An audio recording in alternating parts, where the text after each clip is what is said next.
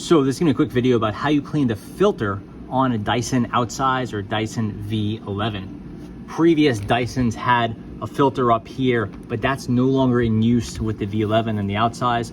This is the one and only filter here. It used to just be the HEPA filter and there was a pre-filter here. That's not the case, it's just this.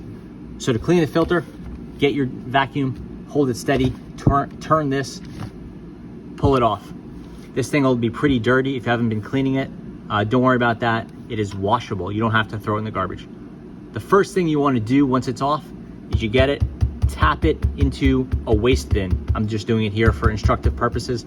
Just give it some nice, gentle taps. Get any big particulate off of it. This is an important step, so it'll make the washing a whole lot easier. Next, you're just gonna wash this thing off in some cold water.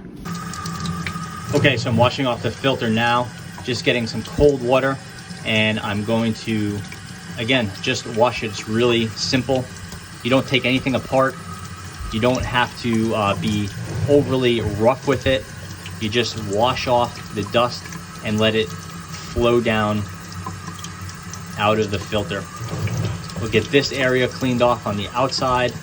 Then you get these inside. And what you don't want to miss is the inside pleating, which is right there.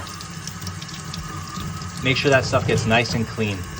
You could run it down over here too. And the pleating is what's really capturing the final stage, and it's the hardest area to get at. So again, 2-3 minutes, cold water.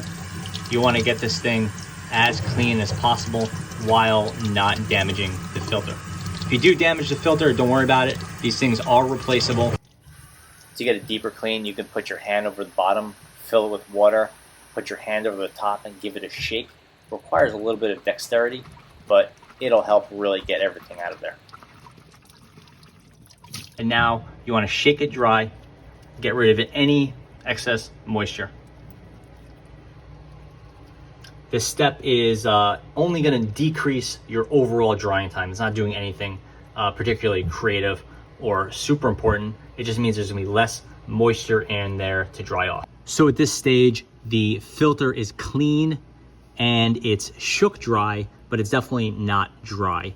Do not put it back on the Dyson. Do not attempt to run the Dyson with a wet filter. It'll ruin the Dyson. I've heard this happen many times. It's not just something Dyson says. It will actually break the vacuum. So you want to get this thing, get the excess moisture off of it, and you can give it some squeezes. You could even, some people, twist it a little bit. You want to be careful. There's some ribbing in here. You don't want to break the ribs. So I really just sort of pat it down and that's it. You can give it a couple more shakes, but it's really not going to do a whole lot. You could kind of touch it up in here, but be careful because you don't want to mess up these pleats in here. That will affect the airflow of the vacuum. Really, the best thing to do is to leave it out, perhaps near a fan or something like that, and let it sit like this for 24 hours. It will be bone dry, but you should check. If you live in a moist area or it's been raining lately, maybe it's not dry, give it some more time, and then your filter is clean and ready to go.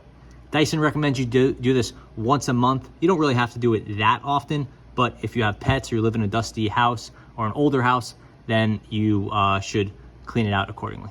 But that's it. That's how you clean the filter on your Dyson V11 or your Dyson Outsize cordless vac.